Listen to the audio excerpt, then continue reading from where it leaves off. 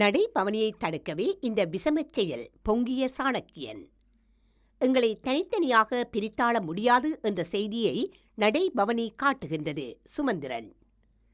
பொத்துவில் முதல் பொலிகண்டி வரையான போராட்டத்திற்கு எதிரான போலீசாரின் மனு நீதிமன்றம் விடுத்துள்ள உத்தரவு.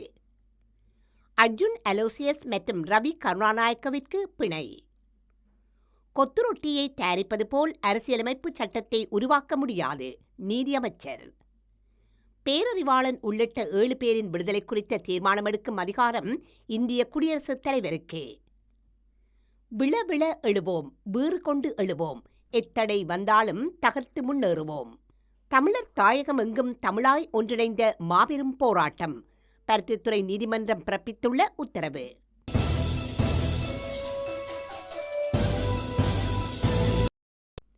எமது பேரணியினை தடுக்கவே வீதிகளில் ஆணிகள் வைக்கப்பட்டன என தமிழ் தேசிய கூட்டமைப்பின் நாடாளுமன்ற உறுப்பினர் இரா சாணக்கியன் தெரிவித்துள்ளார். பொத்துவில் முதல் பொலிகண்டி வரை நடைபெறுகின்ற பேரணியின் 3வது நாள் இன்று திருகோணமலையில் ஆரம்பிக்கப்பட்டது. இந்நிலையில் பேரணி பயணிக்கும் வீதிகளில் ஆணிகள் எறியப்பட்டு பேரணியில் பங்கேற்ற வாகனங்களின் டயர்கள் சேதமாக்கப்பட்டுள்ளன. குறிப்பாக சிவில் சமூக பிரதிநிதிகள் பயணித்த வாகனம் மற்றும் தமிழ் தேசிய கூட்டமைப்பு நாடாளுமன்ற உறுப்பினர் சாணக்கியன் பயணித்த வாகனம், மேலும் சில வாகனங்களின் டயர்களே இவ்வாறு சேதமாக்கப்பட்டுள்ளன. இந்த நிலையில் பேரணி வரும் வீதிகளில் ஆணிகளை வைத்து பொத்துவில் முதல் பொலிகண்டி வரையான பேரணியை தடுத்து நிறுத்தும் மிக மோசமான முயற்சிகள் இன்று இடம்பெற்றுள்ளன என இரா சாணக்கியன் தெரிவித்துள்ளார். இதனை யார் செய்தார்களோ தெரியாது. நாங்கள் உங்களை அடிக்க வரவில்லை, குழப்பம் செய்ய வரவில்லை, நியாயம் கேட்டே செல்கின்றோம் என அவர் குறிப்பிட்டுள்ளார். சிறுபான்மை மக்கள் தங்களது உரிமைகளை பெற்றுக்கொள்வதற்காக முன்னெடுக்கப்பட்ட பேரணியே அன்றி பெரும்பான்மை மக்களுக்கு எதிரான பேரணி அல்ல என நாடாளுமன்ற உறுப்பினரும் ஜனாதிபதி சட்டத்தரணியுமான எம்.ஏ. சுமந்திரன் தெரிவித்துள்ளார். பொத்துவில் முதல் பொலிகண்டி வரையான நடைபவனியில் கலந்து கொண்டு ஊடகங்களுக்கு கருத்து தெரிவிக்கும் போதே அவர் இந்த விடயத்தினை தெரிவித்துள்ளார். தொடர்ந்தும் அவர் கருத்து தெரிவிக்கையில், சிறுபான்மை மக்களுக்கு எதிராக அரசாங்கத்தினால் முன்னெடுக்கப்படும் நடவடிக்கையை கண்டித்தும் சிறுபான்மை மக்களின் உரிமைகளை பெற்றுக்கொள்வதற்காகவே இந்த பொத்துவில் முதல் பொலிகண்டி வரையான நடைபவனி முன்னெடுக்கப்பட்டுள்ளது. குறித்த பேரணி பெரும்பான்மை மக்களுக்கு எதிரானது அல்ல என்பதை அனைவரும் புரிந்து கொள்ள வேண்டும். இந்நாட்டில் சிங்கள பௌத்த மக்களுக்கு இருக்கும் சகல உரிமைகளும் தமிழ் பேசும் மக்களாகிய எங்களுக்கும் உண்டு.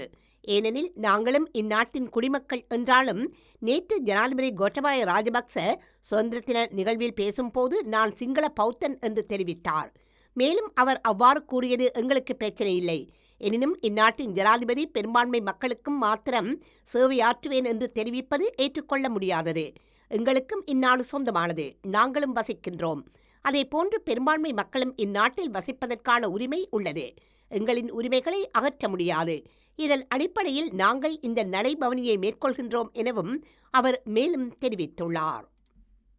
பொத்துவில் தொடங்கி பொலிகண்டி வரையான அகிம்சை வழி போராட்டம் நடைபெற்று வரும் நிலையில் சாவகச்சேரி நீதவான் நீதிமன்ற நியாயாதிக்க எல்லைக்குள் ஆர்ப்பாட்டங்கள், பேரணிகளை நடத்த தடை உத்தரவு கோரி போலீசார் தாக்கல் செய்த விண்ணப்பம் நீதிமன்றினால் நிராகரிக்கப்பட்டுள்ளது. அத்துடன் மல்லாகம் நீதவான் நீதிமன்றத்தில் சுன்னாகம், காங்கேசன்துறை மற்றும் அச்சுவேலி போலீசார் முன்வைத்த விண்ணப்பங்களும் நீதிமன்றினால் நிராகரிக்கப்பட்டுள்ளன.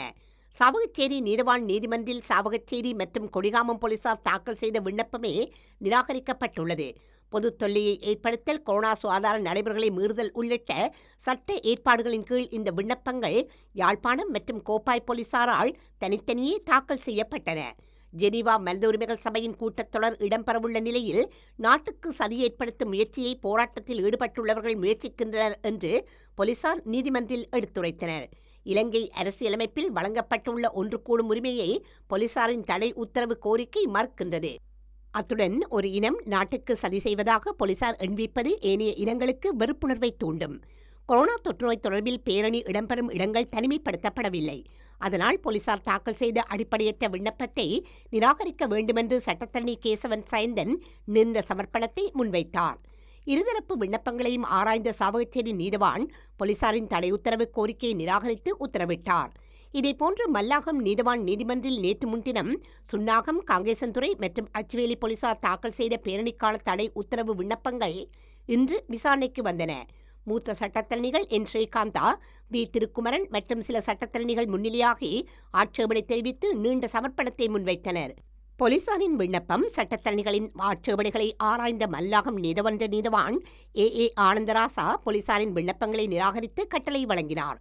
தமிழ் பேசும் மக்களின் பூர்வீக நிலங்கள் உட்பட இலங்கை முழுவதும் திட்டமிட்டு நடத்தப்படும் இன அழிப்பு நடவடிக்கைகளுக்கு எதிராகவும் ஐக்கிய நாடுகள் மனிதுரிமை பேரவைக்கு வடக்கு கிழக்கு தமிழ் கட்சிகள் மற்றும் சிவில் சமூக அமைப்புகள் பல்சமய ஒன்றியங்கள் இணைந்து அனுப்பி வைக்கப்பட்ட கோரிக்கைகளை நடைமுறைப்படுத்த கோரியும் மலையக தோட்ட தொழிலாளர்களின் நாளாந்த வேதனத்தை 1000 ரூபாவாக உயர்த்த கோரியும் முஸ்லிம் மக்களின் மத நம்பிக்கைகளை மதிக்க கோரியும் இந்த போராட்டம் முன்னெடுக்கப்படுகின்றது. இந்த போராட்டம் 3ஆம் நாளான இன்று காலை திருகோணமலையில் ஆரம்பமாகி நடைபெற்று வருகின்றது. நாளை மறுதினம் ஞாயிற்றுக்கிழமை பொலிகண்டியை வந்தடையும் என்பது குறிப்பிடத்தக்கது. பெர்பச்சுவல் ட்ரெசரிஸ் நிறுவனத்தின் பணிப்பாளர் அர்ஜுன் அலோசியஸ் மற்றும் முன்னாள் அமைச்சர் ரவி கருணாநாயக்கவிற்கு கொழும்பு மேல் நீதிமன்றம் பிணை வழங்கியுள்ளது. லஞ்ச ஊழல் ஆணைக்குழுவினால் தாக்கல் செய்யப்பட்டிருந்த குறித்த வழக்கு இன்று கொழும்பு மேல் நீதிமன்ற நீதிபதி ஆதித்யா பட்டபெதிகேவின் முன்னிலையில் விசாரணைக்கு எடுத்துக் கொள்ளப்பட்டது. இதன்போது பிரதிவாதிகள் இருவரும் எதிராக குற்றப்பத்திரிகை தாக்கல் செய்யப்பட்டதை அடுத்து அவர்கள் இருவரையும் 5 லட்சம் ரூபாய் ரொக்கப்பிணை மற்றும் 50 லட்சம் ரூபாய் பெறுமதியான 2 சரீர பிணைகளின் அடிப்படையில் விடுதலை செய்ய உத்தரவிடப்பட்டுள்ளது. வழக்கு விசாரணை முடிவடையும் வரையில் அவர்களுக்கு வெளிநாடு செல்ல தடை விதிக்கப்பட்டுள்ளதுடன் அவர்களுடைய கடவுச்சீட்டை நீதிமன்றில் ஒப்படைக்குமாறும் உத்தரவிடப்பட்டுள்ளது. குறித்த உத்தரவின் பிரதி ஒன்றை குடிவரவு குடியகழ்வு ஆணையாளர் மற்றும் கட்டுநாயக்க விமான நிலையத்திற்கு அனுப்பி வைக்குமாறும் அவர் உத்தரவிட்டுள்ளார். மத்திய வங்கி பிணைமுறி மோசடி விவகாரத்தில் பேசு பொருளான மொனாக் தொடர்மாடி சொகுசு குடியிருப்பை மையப்படுத்தி லஞ்ச ஊழல் விசாரணை சட்டத்தின் 19 பிரிவின் கீழ் 1ஆம் 2ஆம் பிரதிவாதிகளாக முறையே ரவி கருணாநாயக்க மற்றும் அர்ஜுன் அலோசியஸ் ஆகியோர் பெயரிடப்பட்டு இவ்வழக்கு தாக்கல் செய்யப்பட்டுள்ளமை குறிப்பிடத்தக்கது. ஒரு நாடு ஒரு சட்டம் என்ற வரையறை குறித்து அரசாங்கத்திற்குள் பேச்சுவார்த்தை நடத்த வேண்டும் எனவும் முன்னோக்கி செல்லும் போது அவசியமற்ற சட்டங்கள் இருந்தால் அவற்றை நீக்க தயார் எனவும் நீதியமைச்சர் முகமது அலி சப்ரி தெரிவித்துள்ளார். கொத்து ரொட்டியை தயாரிப்பது போல் உடனடியாக புதிய அரசியலமைப்பு சட்டத்தை கொண்டுவர முடியாது எனவும் இது குறித்து சமூகத்திற்கு விளக்கப்பட்டு கலந்துரையாடல்களை ஏற்படுத்த வேண்டும் எனவும் சகல இனங்களின் உதவியுடன் சிறந்த நாட்டை உருவாக்க அதனை சரியான முறையில் செய்ய வேண்டும் எனவும் அவர் கூறியுள்ளார். புதிய அரசியலமைப்பு சட்டத்தை உருவாக்க அனைத்து தரப்பினரின் ஆதரவு அவசியம். சட்டத்தை மாத்திரமல்ல அதை செயற்படுத்துவதில் துரிதம், இலகு மற்றும் குறைந்த செலவு முறையும் அவசியம். சட்டத்தின் ஆதிபத்தியம் தொடர்பாக பிரஜைகளின் நம்பிக்கை அத்தியாவசியமானது எனவும் நீதியமைச்சர் கூறியுள்ளார். கொழும்பில் நடைபெற்ற நிகழ்ச்சியொன்றில் பேசும்போதே நீதியமைச்சர் இந்த கருத்துக்களை வெளியிட்டுள்ளார். பேரறிவாளன் உள்ளிட்ட 7 பேர் விடுதலை குறித்த தீர்மானத்தை எடுக்கும் அதிகாரம் இந்திய குடியரசுத் தலைவருக்கு மாத்திரமே உள்ளதாக தமிழக ஆளுநர் உயர் நீதிமன்றத்துக்கு அறிவித்துள்ளார். இந்திய உள்துறை அமைச்சகம் ஊடாக இதனை உயர் நீதிமன்றத்திற்கு அவர் அறிவித்துள்ளதாக இந்திய செய்திகள் தெரிவிக்கின்றன. இந்தியாவின் முன்னாள் பிரதமர் ராஜீவ்காந்தி கொலை வழக்கில் ஆயுள் தண்டனை பெற்ற பேரறிவாளன் முருகன், சாந்தன், நளினி, ரோபர்ட் பயஸ், ஜெயக்குமார் மற்றும் ரவிச்சந்திரன் ஆகிய 7 பேரும் கடந்த 29 ஆண்டுகளுக்கு மேலாக சிறையில் உள்ளனர். இதற்கிடையே ராஜீவ்காந்தி கொலை வழக்கில் தம் மீது ஆதாரமற்ற குற்றச்சாட்டுகள் முன்வைக்கப்பட்டுள்ளதாக கூறி பேரறிவாளனால் உயர் நீதிமன்றில் வழக்கு தாக்கல் செய்யப்பட்டது. இந்த வழக்கில் தமக்கு வழங்கப்பட்டுள்ள ஆயுள் தண்டனையை நிறுத்தி வழக்கில் முன்கூட்டியே விடுவிக்க வேண்டுமென அவர் கோரியிருந்தார். இந்த வழக்கு கடந்த மாதம் 21ஆம் தேதி இந்திய உயர் நீதிமன்றில் விசாரணைக்கு எடுத்துக்கொண்ட போது பேரறிவாளன் உட்பட 7 பேரையும் விடுதலை செய்வது குறித்து எடுக்கப்பட்ட தமிழக சட்டப்பேரவை தீர்மானம் குறித்து தமிழக ஆளுநர் விரைவில் தீர்மானிப்பார் என்று இந்திய மத்திய அரசாங்கம் மன்றில் அறிவித்திருந்தது. இந்த நிலையில் தமிழக ஆளுநர் சார்பில் உயர் நீதிமன்றில் இந்திய மத்திய உள்துறை அமைச்சகம் அறிக்கையொன்றை தாக்கல் செய்துள்ளது. அதில் இந்திய முன்னாள் பிரதமர் ராஜீவ்காந்தி கொலை வழக்கில் பேரறிவாளனை முன்கூட்டியே விடுதலை செய்வது தொடர்பான அனைத்து அம்சங்களையும் ஆராய்ந்ததாக தெரிவிக்கப்பட்டுள்ளது. சிறையில் உள்ள பேரறிவாளன் உள்ளிட்ட 7 பேர் விடுதலை குறித்து முடிவு செய்ய இந்திய குடியரசுத் தலைவருக்கு மாத்திரமே அதிகாரம் உள்ளதாகவும் பேரறிவாளனின் கருணை மனு குறித்து குடியரசுத் தலைவரை தீர்மானிப்பார் என்றும் அந்த அறிக்கையில் குறிப்பிடப்பட்டுள்ளது. பொத்துவில் முதல் பொலிகண்டி வரை நடைபெறுகின்ற பேரணியை குழப்புவதற்கு யார் எத்தகைய தாக்குதலை நடத்தினாலும் நாம் அஞ்சப் போவதில்லை என வடக்கு மாகாண சபையின் முன்னாள் உறுப்பினர் MK சுவாதிலிங்கம் தெரிவித்துள்ளார். பொத்துவில் முதல் பொலிகண்டி வரை நடைபெறுகின்ற பேரணி இன்று 3வது நாளாக நடைபெற்று வருகின்றது. இந்நிலையில் திருகோணமலை மணத்தலை சந்தியில் வைத்து MK சுவாதிலிங்கம் பயணித்த வாகனம் மீது தாக்குதல் நடத்தப்பட்டுள்ளது. இவ்விடயம் தொடர்பாக கருத்து தெரிவிக்கும் போதே அவர் மேற்கண்டவாறு தெரிவித்துள்ளார். இது தொடர்பாக அவர் மேலும் தெரிவிக்கையில், திருகோணமலை மடத்தலை சந்தியில் வைத்து நானும் திருமதி அனந்தி சசிதரனும் பயணித்த வாகனத்தை பெரும்பான்மையினர் தாக்கினர். இன்று தாக்குதலை நடத்தியவர்களின் கைகளில் பெட்ரோல் போத்தல்களை அவதானிக்கக்கூடியதாக இருந்தது. இதன்போது போலீசாரும் பாதுகாப்பு பணிகளில் இருந்துள்ளனர். விழவிழ எழுவோம், வீறு கொண்டு எழுவோம் என்றதன் அடிப்படையிலேயே நாங்கள் இந்த பயணத்தை தொடர்வோம். மேலும் இத்தகைய தாக்குதலுக்கு நாங்கள் ஒருபோதும் அஞ்சப் போவதில்லை. இந்த பேரணியை நடத்துவதற்கு எத்தகைய தடைகள் வந்தாலும் அதனை முறியடித்து பொலிகண்டி வரை நிச்சயம் முன்னேறிச் செல்வோம் என அவர் குறிப்பிட்டுள்ளார். பொத்துவில் தொடங்கி பொலிகண்டி வரையான அகிம்சை வழி போராட்டம் ஆரம்பமாகியுள்ள நிலையில் பருத்தித்துறை நீதவான் நீதிமன்ற நியாயாதிக்க எல்லைக்குள் இன்று முதல் 4 நாட்களுக்கு ஆர்ப்பாட்டங்கள், பேரணிகளை நடத்த போலீசார் தடை உத்தரவு பெற்றுள்ளனர். பருத்தித்துறை நீதவான் நீதிமன்றில் பருத்தித்துறை, நெல்லியடி மற்றும் வெல்வெட்டித்துறை போலீசார் தாக்கல் செய்த விண்ணப்பத்திற்கே இந்த தடை உத்தரவு வழங்கப்பட்டுள்ளது. பொது தொல்லையை ஏற்படுத்தல், கொரோனா சுகாதார நடைமுறைகளை மீறுதல் உள்ளிட்ட சட்ட ஏற்பாடுகளின் கீழ் இந்த விண்ணப்பங்கள் போலீசாரால் தனித்தனியே தாக்கல் செய்யப்பட்டன.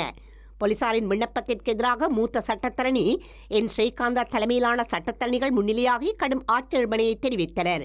இருதரப்பு சமர்ப்பணங்களையும் ஆராய்ந்த பருத்தித்துறை நீதிமன்ற நீதவான் காயத்ரி சாய்லவன் போலீசாரின் விண்ணப்பத்தை ஏற்று தடை உத்தரவு வழங்கி கட்டளை வழங்கினார்.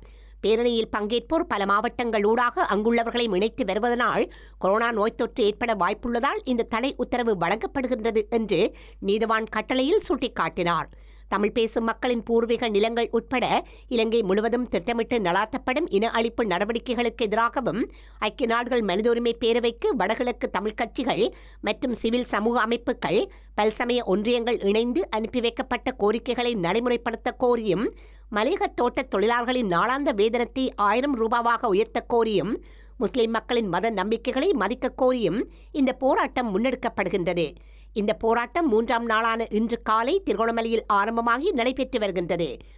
நாளை மறுதினம் ஞாயிற்றுக்கிழமை பொலிகண்டியை இது வந்தடையும் என்பது குறிப்பிடத்தக்கது.